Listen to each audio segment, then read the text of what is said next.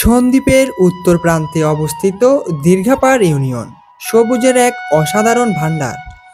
এই ইউনিয়নটি স্থানীয়দের কাছে সবুজচর নামেই বেশি পরিচিত।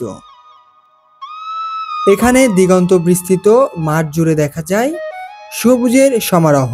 বিশেষ করে এই দিনে মাঠ ভরা রাজাইল ধানের চাষ। মাঠের পাশেই রয়েছে জোয়ারের পানিতে সিক্ত জমি, যেখানে সহজেই ধরা পড়ে সামুদ্রিক মাছ। এই প্রাকৃতিক দৃশ্য যেন এক অসাধারণ গ্রামীণ জীবনের প্রতিচ্ছবি। সন্দ্বীপের অধিকাংশ মানুষ প্রবাসে থাকলেও দীর্ঘাপাড় ইউনিয়নের মানুষের জীবনযাত্রা কৃষি নির্ভর। এখানকার মানুষ প্রকৃতির সাথে তাল মিলিয়ে জীবনযাপন করে।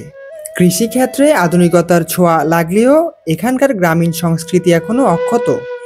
গ্রামের কাঁচা রাস্তা ধরে হাঁটলে চোখে পড়ে সবুজ ফসলের ক্ষেত, আর স্থানীয় মানুষের আন্তরিকতায় আপনি মুগ্ধ হতে বাধ্য হবেন।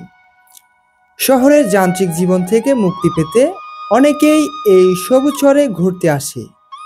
এখানকার শান্ত ও নিরিবিলি পরিবেশ মনকে স্বস্তি দেয়।